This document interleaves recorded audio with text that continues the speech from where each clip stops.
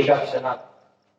आणि एवढं सुंदर जीवन जर आपल्याला मिळालं असेल आणि एवढं सुंदर जीवन जर आपण दारू पिऊन व्यसनाच्या आहारी जाऊ, मांस मटणाच्या आहारी जाऊ आणि इतर गोष्टीच्या आहारी जाऊन जर आपण संपवत असू तर माफ करा, त्या निसर्गाने त्या भगवंत परमेश्वराने दिलेल्या एवढ्या सुंदर शरीराचा आपण अपमान करतोय, एवढा अपमान करतोय.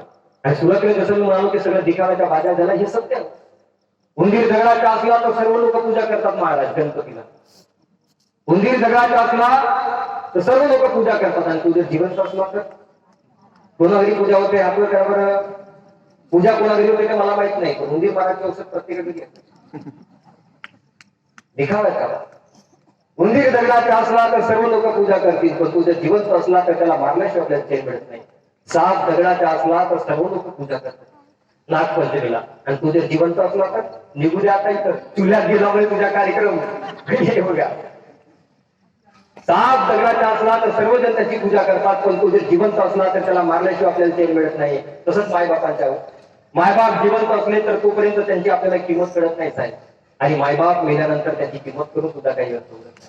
हे कवी असा म्हणतो, जिवंतपणी असताना ही केली त्यांची सेवा, मेल्यावर कशाला म्हणतो देवा देवा, बुंदी लाडवांच्या जीवन देतो आणि मग म्हणतो लोकांना जेवा जेवा. काय अर्थ आहे?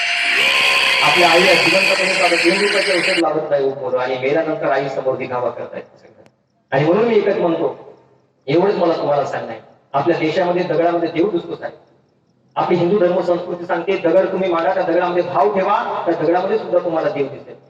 आपल्या देशामध्ये दगडामध्ये देव दिसतो, गायीमध्ये माता दिसते, कावड्यामध्ये लोकांना पूर्वज दिसतात, पण माणसाचाच माणूस